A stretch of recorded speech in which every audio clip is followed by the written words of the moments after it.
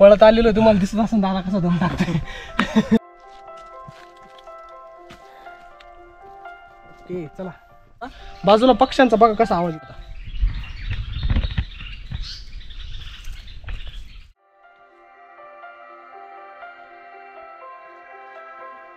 या ठिकाणी आपल्याला बघायला मिळते लव आणि कुशांचे पाळणाघर.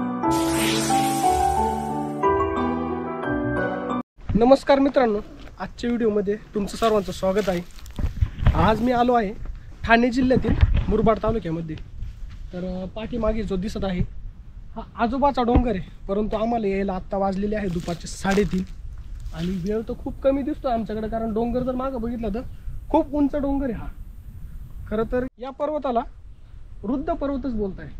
खरंच आजोबांसारखाच एकदम उंच दिसतोय, बलाढ्य दिसतोय आणि ट्रेक करायला आत्ता सुरुवात केलेली. टाईम तर कमी राहिलेला आहे, पण ज्या ठिकाणापर्यंत आपल्याला जाता येईल त्या ठिकाणापर्यंत आम्ही ट्रेक करणार आहे.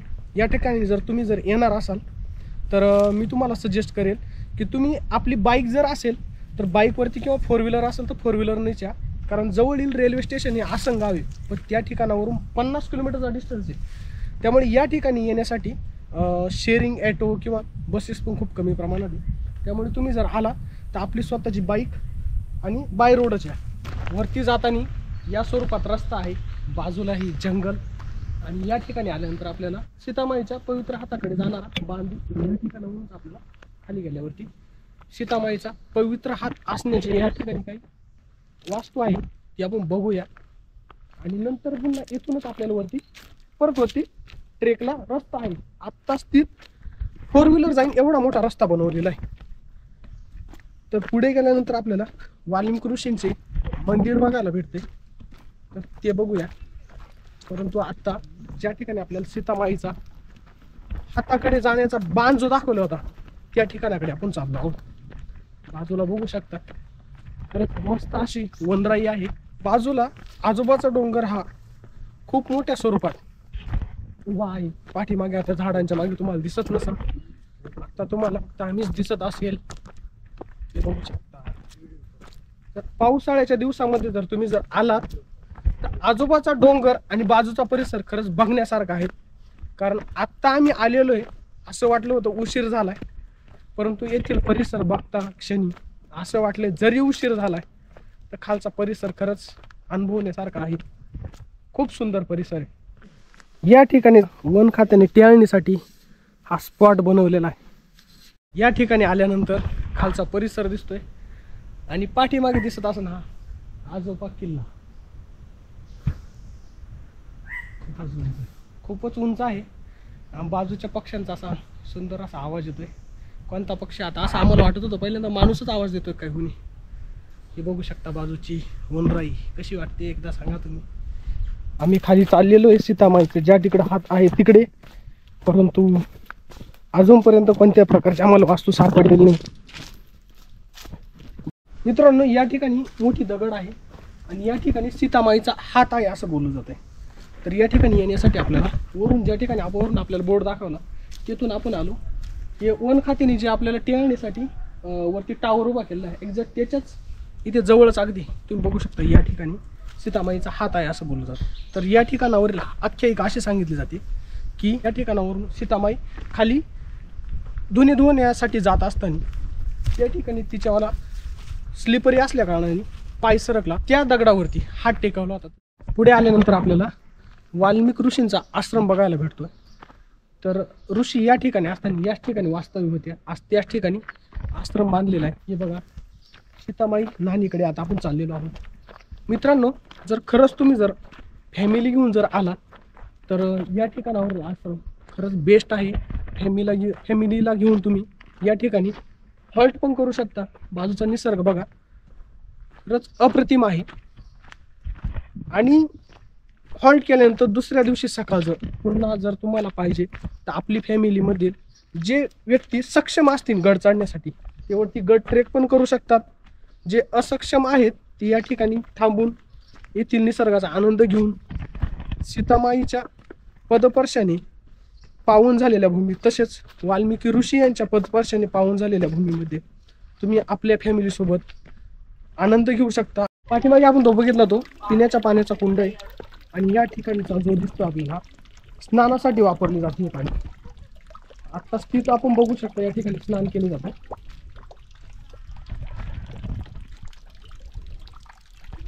पूर्वीच्या काळी या ठिकाणावरून सांगतात की पाणी येथून येत होते। आज वरील कुंडाचे आणि येथून येणारे पाणी एकत्रित करून या कुंडामध्ये आता साठवलेले। किती खोल याच्यामध्ये उतरताना काळजीपूर्वक उतरा कारण भरपूर डीप मध्ये सीतामयी स्नान कुंडाकडून आपण आता परत वरती चाललोय।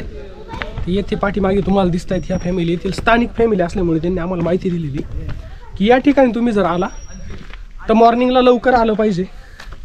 वाल्मिक ऋषींची वरती आपण समाधी बघितली तिथे आता चाललो आहोत।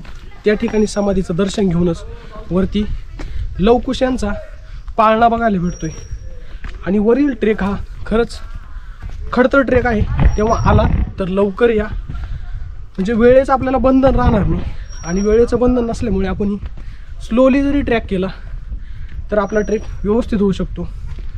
आणि वरती टॉप पॉईंटला गेल्यानंतर आपल्याला पुणे जिल्हा दिसतो, इकडे नगर जिल्हा दिसतो कारण की कळसुबाई रतनगड या 2 किल्ल्यांच्या मध्येच आजोबा पर्वत आहे। म्हणजे जे आपली हरिश्चंद्र बालाघाट किंवा सह्याद्री बालाघाट जी रांग बोलतो यावरतीच हा पर्वत वसलेला आहे।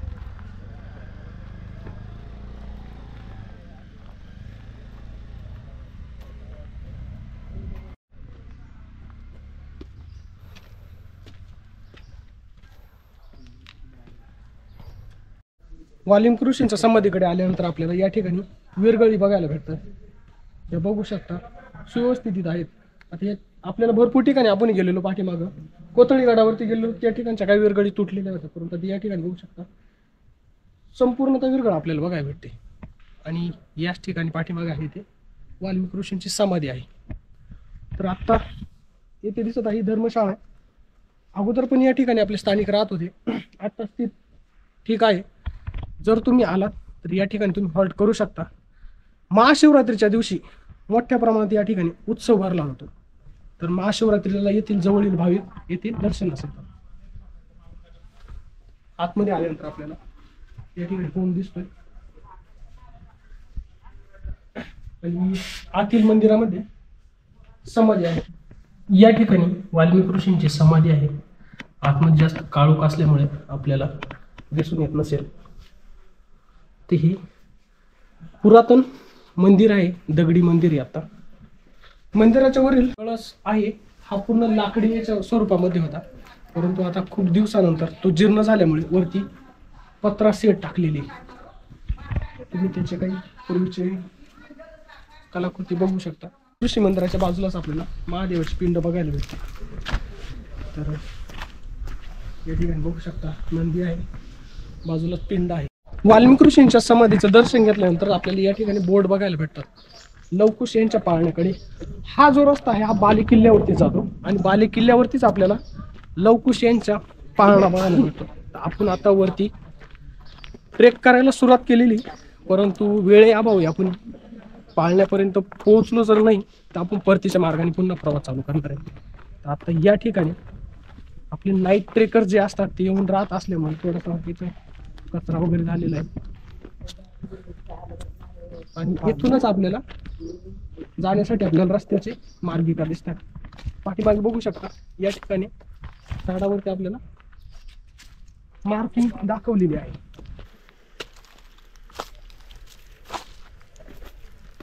आम्हाला येण्यासाठी उशीर झालेला आहे परंतु येथील निसर्ग हा तर बघण्यासारखा आहे। त्यामुळे आपण वाल्मिक ऋषी समाधीपासून वरती थोडासा ट्रेकला सुरुवात केलेली।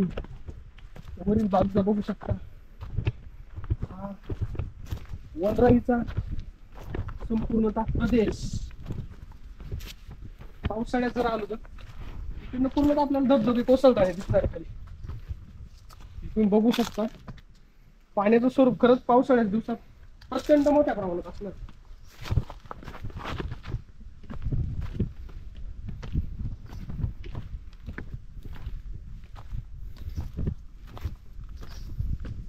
शिवकालीन येथील झाडे जर बघाल ती यापेक्षा घनदाट असणार आहे.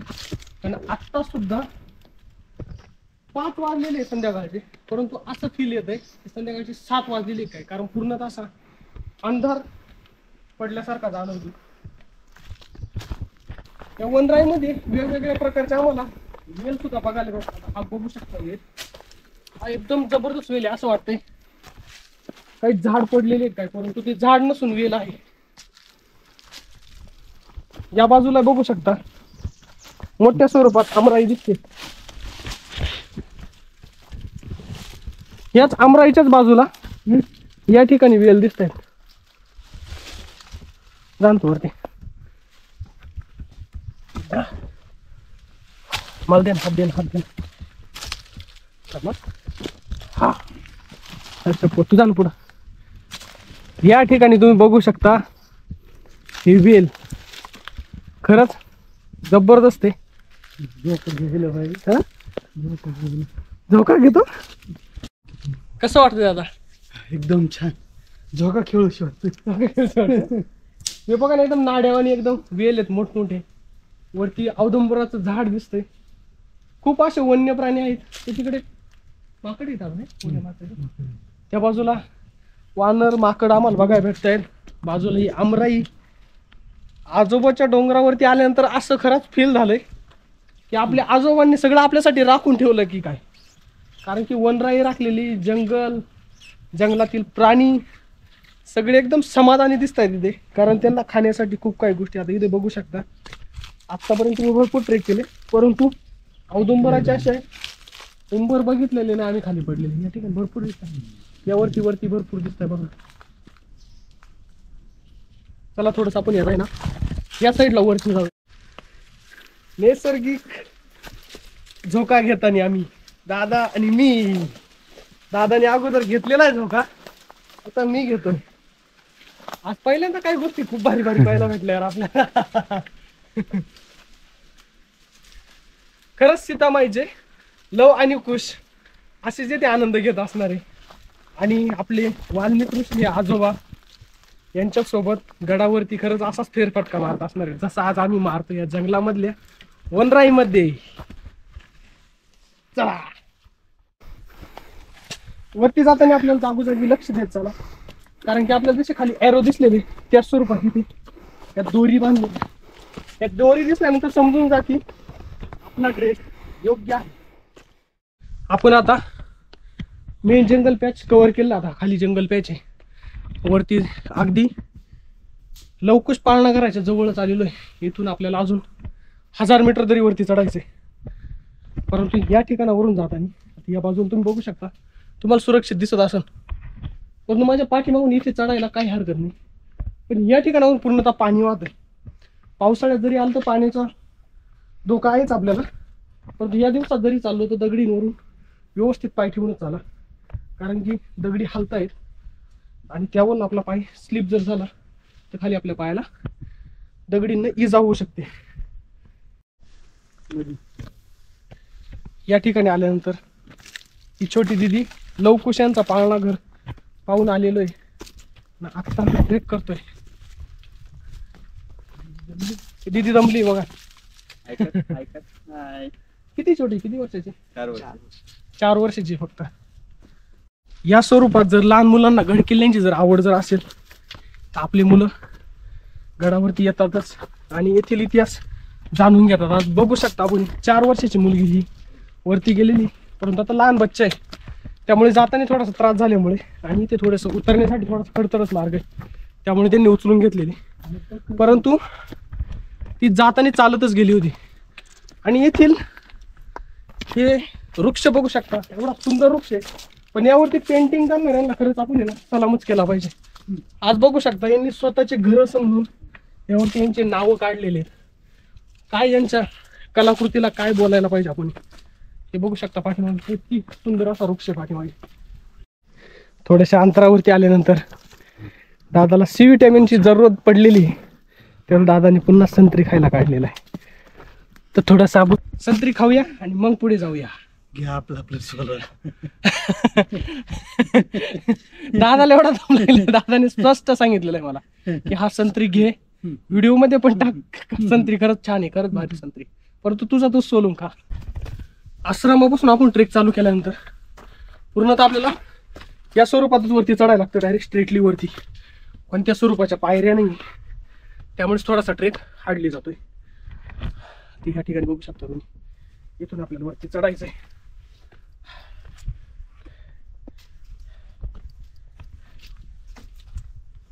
खालील बाजूस या ठिकाणी दादा येतोय. इथून दादा दिसतोय का तुम्हाला? दिसला आला आला दादा आला.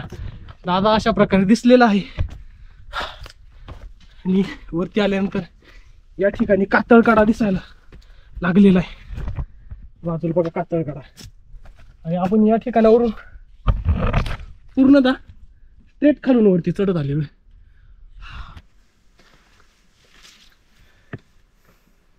फायनली आम्ही आजोबा डोंगरावरती पोहोचलेलो आहोत.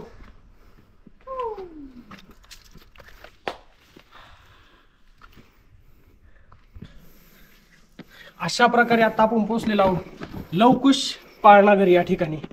तर तुम्ही बघू शकता आपल्याला लव आणि कुश यांचे पाळणागर. लवकुशचे पाय.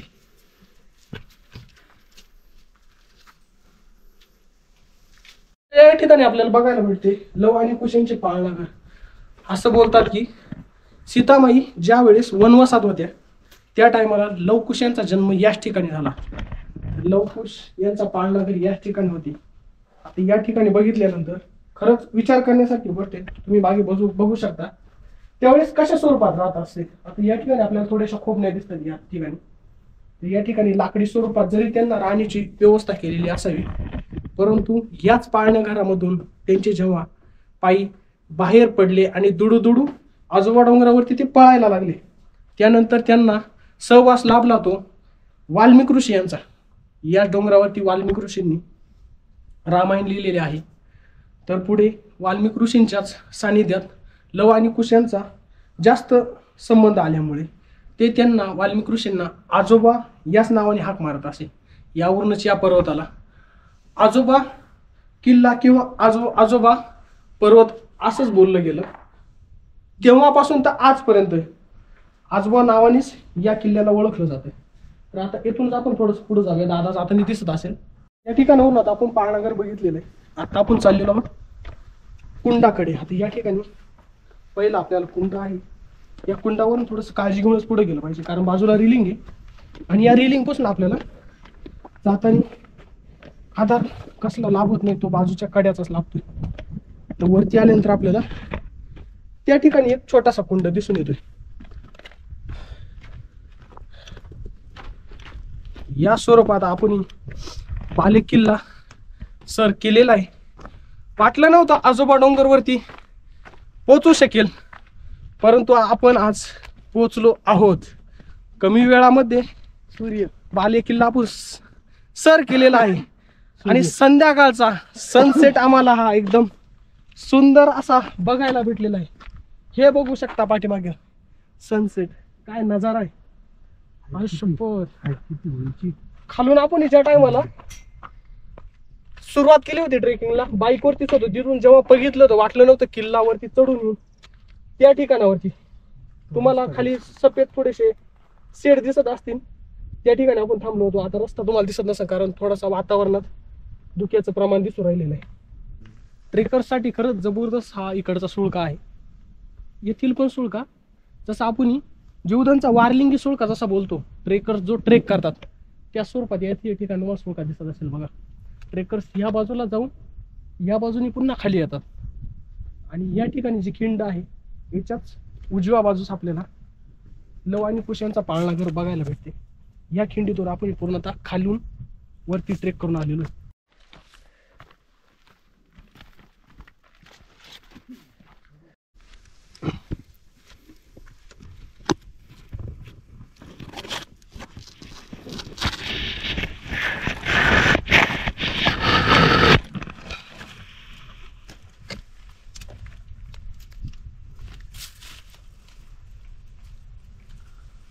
हा एकदम वारलिंगी सुळक्यासारखाच आहे.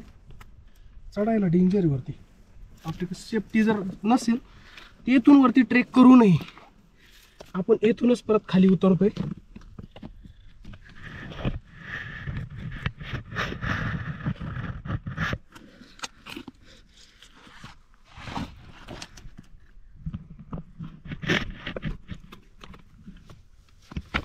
या ठिकाणावरती आपण वरती गेलो होतो, परंतु जर आपल्याकडे सेफ्टी जर नसेल तर वरती चढण्याचा प्रयत्न करू नये. वरती एकदम रिस्की पॉईंट आहे. उत्तम ट्रेकर जर असाल, संपूर्ण साधन सामुग्री असेल तरच हा शुल्कावरती ट्रेक करा. नसेल तर इथूनच परत पाठीमागे आपला परतीचा प्रवास चालू करा. पाठीमागे बघू शकता खरंच सुंदर असा सनसेट आजोबा डोंगरावरती आल्यानंतर आम्हाला अनुभवायला भेटलेला आहे. खालून आपण ट्रेक सुरू केला होता 4:30 वाजता. आता आपण उतरायला 6:10 सुरुवात केलेली, म्हणजे आपल्याला 1.5 तासाचा एक ट्रेक झालेला आहे. येताना जाते वेळेस आपल्याला किती टाइम लागतोय बघूया आपण.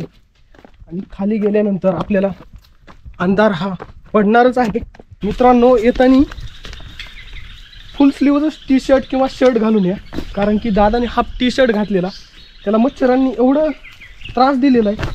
जसं तुम्हाला पाठीमागे सांगितलं होतं मी, माहुली किल्ल्यावरती आम्हाला प्रसंग घडला तोच आज इथं घडलेला आहे. आणि येथील वातावरण कशा स्वरूपात आहे हे तुम्ही एकदम बारकाईनं ऐकू शकता. बाजूला पक्ष्यांचा बघा कसा आवाज येतो. एकदम थोडंसं 2 सेकंद मी शांत राहतो बघा. आता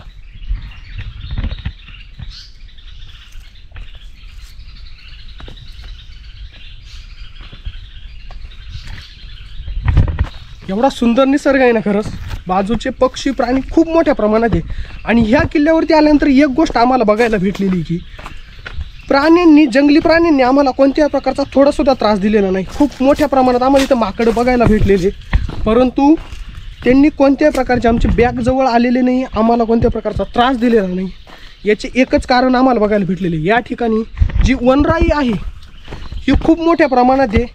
आणि खरंच कोणत्या प्रकारची वनराई कमी झालेली अशी आपण म्हणू शकत नाही, किंवा जंगलतोड आपल्याला बघायला भेटत नाही. त्यामुळे येथील प्राणी मात्रांना रानातील फळझाडे जे आहेत हे मोठ्या प्रमाणात आहे. आता बाजूला काही ठिकाणी सीताफळे आम्हाला बघायला भेटलेत, औदुंबराचे झाडंसुद्धा बघायला भेटलेले.